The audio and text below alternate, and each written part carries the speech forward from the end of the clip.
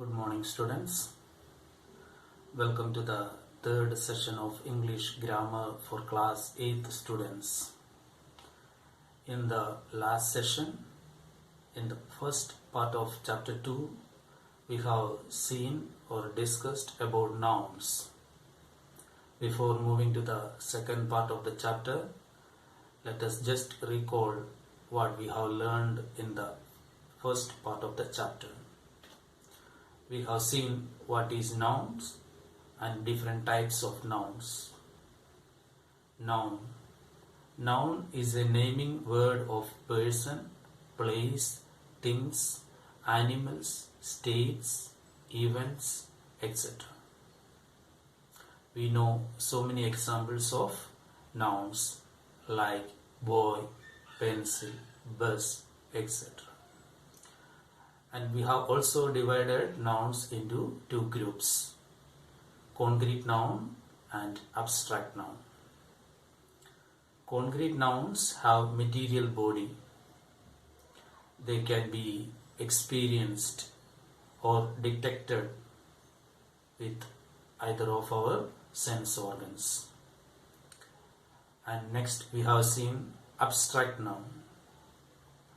Abstract nouns are words that name things which are not concrete. Abstract nouns are words that name things which are not concrete. Means they are intangible. With our five sense organs, we cannot experience them. For example, love, honesty, childhood, etc. And we have seen under the heading of these concrete nouns, common noun, proper noun and collective nouns. A common noun is a name given in common to every person or thing of the same class or kind. In other words, common noun is the generic name given for a person or a place or a thing in a class or a group. Proper noun is the name of a particular person, place or thing. Means it is a specific name given to a thing. That means it is not generic. And the last one, collective nouns. A collective noun is the word used to represent a group of people, animals or things. And we have seen so many examples for these collective nouns. Okay, this is what we have seen in the previous class. Nouns, concrete nouns, abstract nouns. Under the heading concrete nouns, we have seen common noun, proper noun and collective nouns. Now, in the second part of the chapter, we will see countable and uncountable nouns. See, you can see here nouns based on number. Okay, countable nouns and uncountable nouns. Countable nouns can be counted. It means they have singular and plural forms. In other words, some nouns refer to things which in English are treated as separate items and can be counted. These are called countable nouns. Okay, which we can count. Such kind of nouns are called countable nouns. In the text, there are some examples given. I'll just read out that examples. A book, 2 books, 3 books, an apple, 2 apples, 3 apples, etc. Okay, all these nouns which are given here, we can count. We can use numerals and count. Okay, such kind of nouns are called countable nouns. Countable nouns can be singular or plural. Okay, since we can count them, it will be either singular or it will be plural. They can be used with a or an and with numbers and many other determinants. Okay, we can use them either in singular or in plural. Okay, some determiners also we can use with. You can see the example. You can see the example.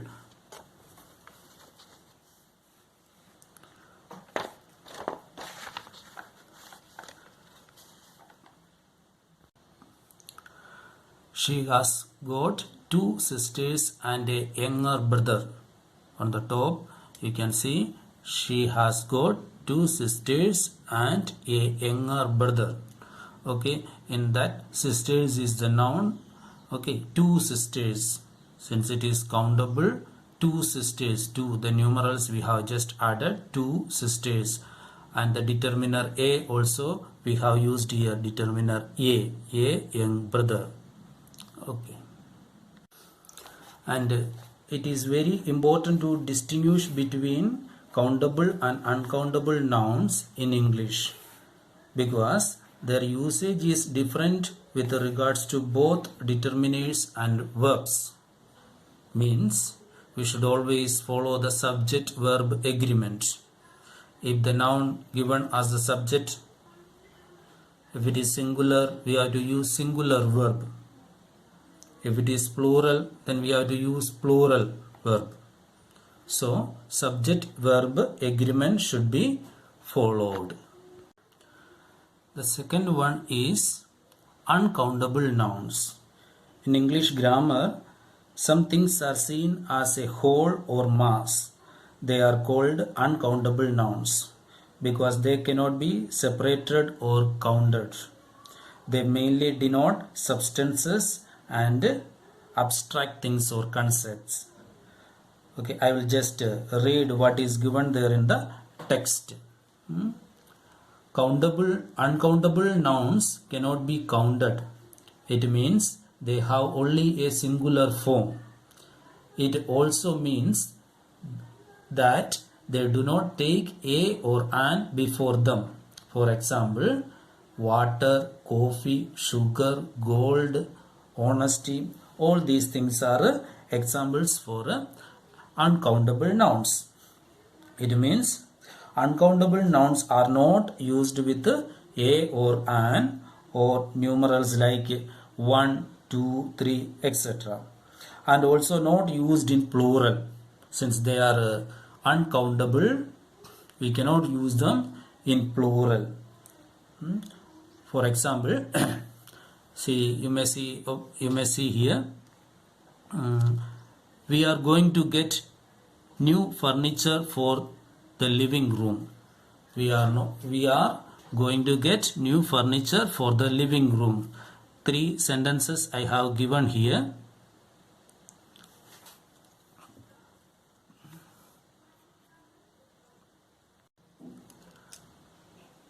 The first one you may see, we are going to get new furniture for the living room. Second one, we are going to get a new furniture for the living room. And the third sentence, we are going to get new furnitures for the living room. Which one do you think is the correct sentence? Okay, 3 sentences I have given. In the first one, we are going to get new furniture for the living room. Second one, we are going to get a new furniture for the living room. Third one, we are going to get new furnitures for the living room.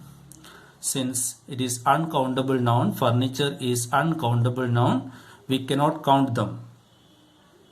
Okay, so it will not work as a singular one, or it will not work as a plural one.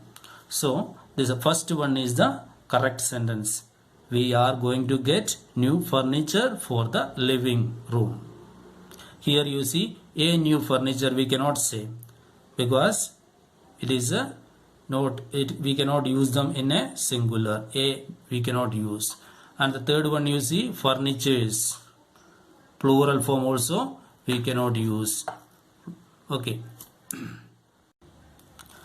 When we say furniture, means it includes table, desk, bench, all these things together. So we cannot say a furniture. Okay, furnitures also we cannot say. It is grammatically a wrong thing in English grammar. Only we say furniture. In some cases, see the second what is given here. But to refer to one or more quantities of an uncountable noun, expressions such as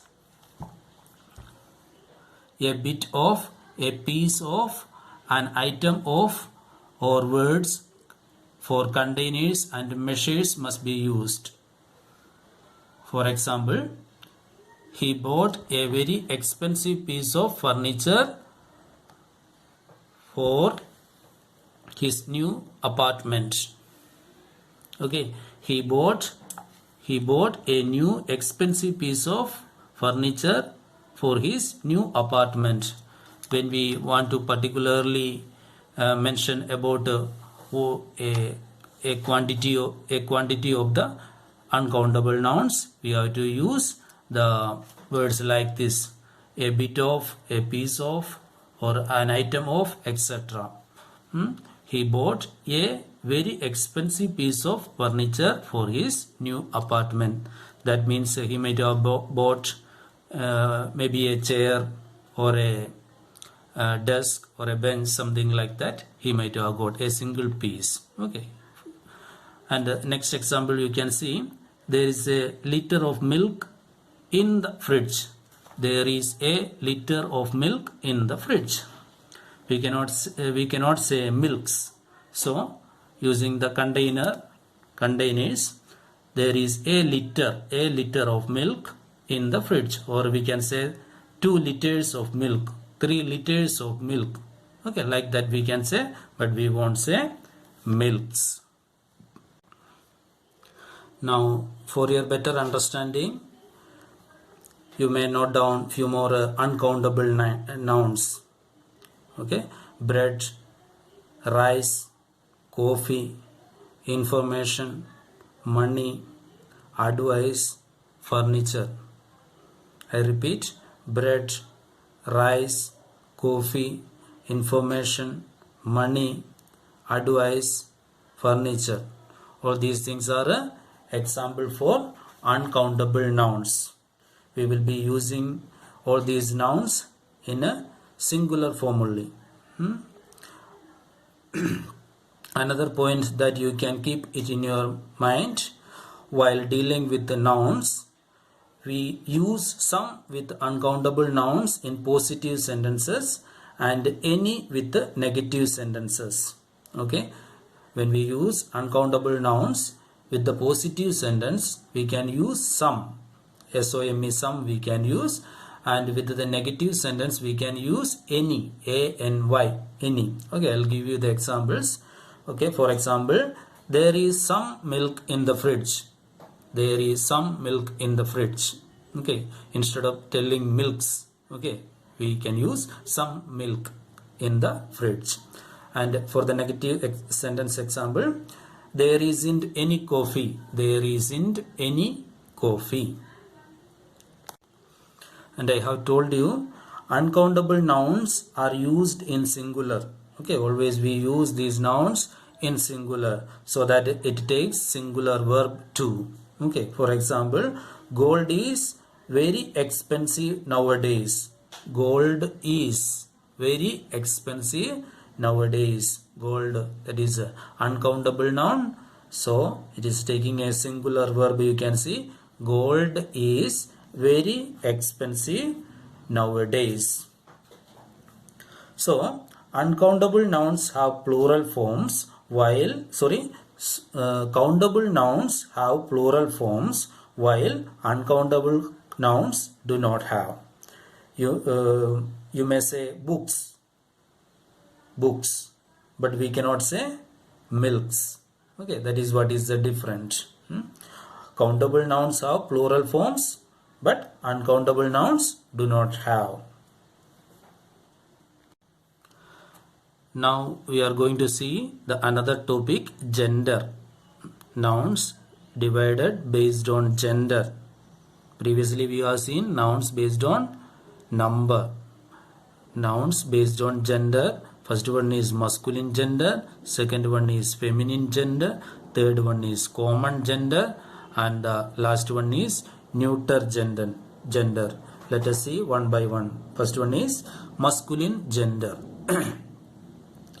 Nouns that are the names of males are said to be the masculine genders.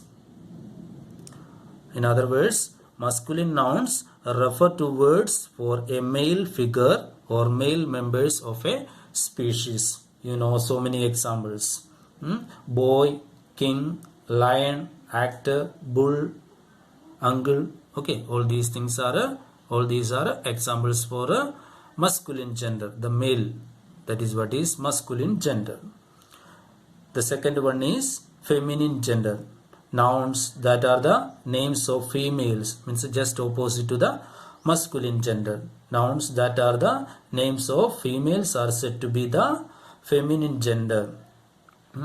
It refers to female figures or female members of a species. Examples just opposite to what we have seen in the masculine gender. Boy will become girl here in the feminine gender. King, queen. King will become queen.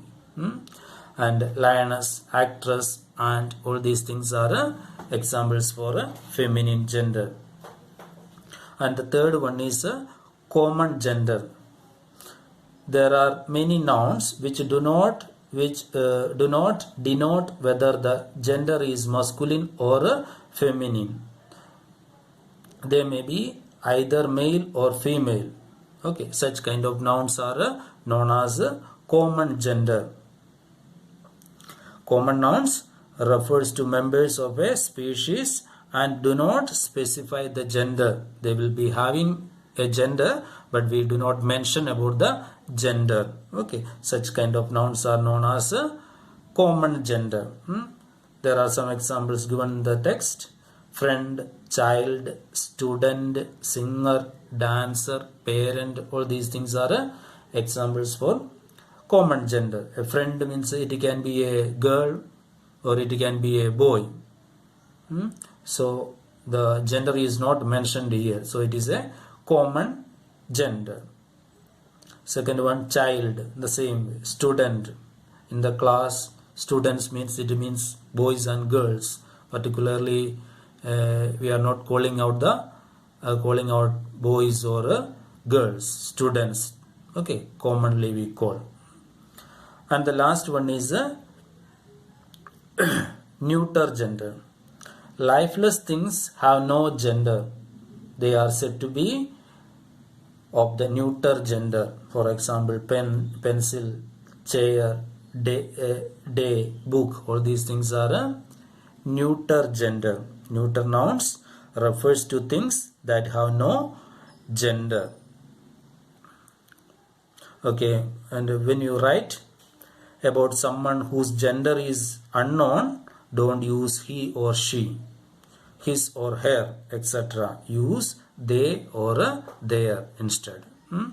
If you don't know the gender, instead of that we have to use they. Very often we use his or her. Instead of that we can use they or their. Now let us move to the next topic, case. Case is the grammatical function of nouns and pronouns according to their relation with the rest of the words in a sentence.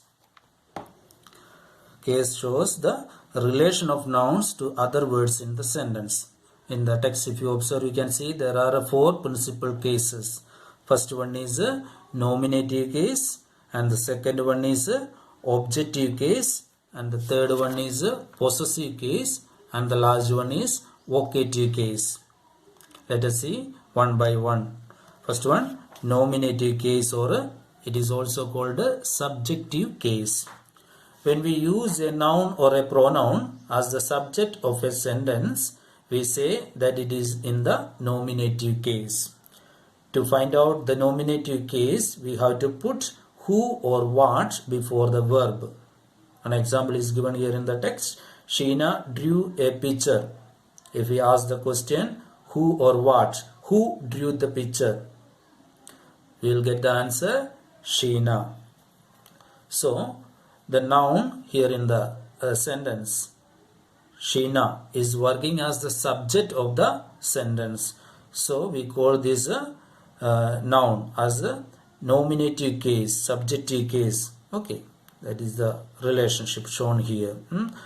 Subjective case. And the second one, objective case. When a noun or a pronoun is placed as the object of a verb, it is said to be in the objective case. In order to find out the objective case, we have to put the question what or whom after the verb. Means after the verb we have to put the question word what or whom to get the answer. Example is given here. Peter ate a mango. Peter ate a mango. Peter ate what? Then we will get the answer. Peter ate a mango. Okay. So in this sentence, noun, okay, is in the object position and working as the object. So we call it as a objective case, or another word, accusative case. It is very easy to understand, and we have studied the same thing in the class 7 text also. And the third one is possessive case. When a noun or a pronoun is used to show possessions or belongingness or ownership, we can call it possessive case. It answers the question whose. Example, this is John's book. If we ask the question whose book is this, we will get the answer John's. So the owner of the book is John. Okay, ownership, belongings. Okay, or it is possessed by John. Such kind of nouns are called possessive case. That is called a possessive case. And the last one is vocative case. A noun used to address a person or a thing is said to be in the vocative case. Listen to me, Rohan. Okay, example, listen to me, Rohan. Okay, addressing a person, that is what is a vocative case. Okay, this case is similar to the subjective case. The vocative case indicate a person being addressed directly by his or her name. This name is separated by a comma. If you observe in the text, in the example, you can see listen to me, comma, Rohan. Listen to me, Rohan. Another example, Robert, comma, could you please open the door? Now you may just see the pronoun changes its form in different cases. The pronoun changes its form in different cases. For example, in the subjective place, the first person I. Okay, we will use it as I. Okay, when it goes to the objective place, it will become me. And if it is a possessive case, it will become mine. Okay, in the plural form, we. Okay, I is the singular first person, we is the plural form of the first person, we. Okay, in the subject place we will have to use we, and if it goes to the object place or objective case, us. Okay, possessive case, ours. You, second person, singular and plural both are. Okay, you, subjective also you, objective also you, and in the possessive case you can see it is yours. He, she, it.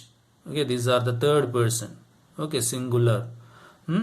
He will become him in the objective case, and possessive case his. She will become her and hers in the possessive case. It in the same way, it and its. Possessive case is its. And the plural form of third person, they will become them in the objective case, or in the object position it will become them. Okay, and in the possessive case it will become theirs. Okay, this is the noun or the pronoun changes its form in different cases. Okay, all these are very useful in the English grammar. You may come across with so many examples or so many situations where you have to use all these things, so keep it in mind. Okay, now we are going to the last topic of the chapter, apposition. Okay, last year also you have studied about apposition. I hope you remember what is this apposition. What does it mean, apposition? It means in addition to. Apposition means in addition to. Whatever is given plus one more. That is what is apposition. Apposition is a grammatical construction in which two elements, normally noun phrases, are placed side by side with one element serving to identify the other in a different way. The two elements are said to be in apposition. Okay. When we use two noun phrases next to each other in a clause and they refer to the same person or thing, then we can say this is in apposition. Okay, here one example also I have given. The living room, the biggest room in the house, looks out onto a beautiful garden. The living room, the biggest room in the house, looks out onto a beautiful garden. Okay, subject, in the subject place this one comes, the living room. Okay, the second phrase you can see, the biggest room in the house. Okay, both are same. Okay, the second phrase is speaking about the first one, giving little more explanation about the first subject what is given here. Okay, that is what it is. We can say that the second one is in opposition to the first one given here. Or the second noun or the phrase tells us something more about the first noun. Okay, it can be the identity or its qualities. We can also reverse the order of the noun phrases. There is no problem. We can also reverse the order. The biggest room in the house, the living room, like that also we can use them. And you can also note down there is a comma between the living room. Okay, both the nouns are separated with the help of a comma here. Okay, I will just read what is given there in the text. In the text, another example is given. Miss Williams, our new teacher, is a pleasant person. Miss William, our new teacher, is a pleasant person. What is given there in the red ink? Okay, our new teacher.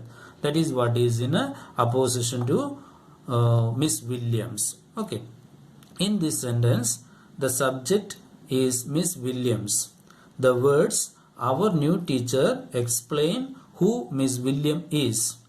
These words have been placed just after the subject, Miss Williams, whom they explain. In other words, they occupy a position just near the noun that they explain. They are said to be in opposition to the noun. When one noun follows another to describe it, the noun which follows is said to be in opposition to the noun which comes before it. In the example here, the living room, the biggest room in the house, looks out onto a beautiful garden.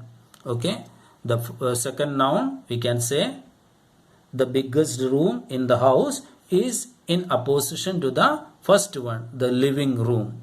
Okay, that is what it says. The two nouns in opposition are always in the same case. Okay, case we have studied just before. We have seen the cases: subjective case, objective case, possessive case, vocative case. Can you just tell which case comes here? The living room. Okay, this is a subjective case here. The subjective case. Here it is said the two nouns in opposition are always in the same case. So the living room, that is also a noun. The biggest room in the house, okay, both are coming under the category of this subjective case. Since this one is in subjective case, this one also is in a subjective case. In the sentence, Miss Williams, our new teacher, is a pleasant person, that is a subject or the noun. Miss Williams is the nominative case or the subjective case. So our new teacher is also in the nominative case. So today we have seen nouns based on number, countable nouns and uncountable nouns. As the second topic we have seen nouns based on gender, masculine gender, feminine gender, common gender and neuter gender. That is what we have seen. And after that we have seen case. 4 types of case we have seen. And at last we have seen apposition, noun in apposition. I hope you understood what we were discussing. For your better understanding, you may just go through the text. Though you have been studying the same topic, maybe the same words or the same statements last 2-3 years, still you continue reading and studying or revising the same thing. Okay, it is all beneficial for you in the coming years also. Thank you.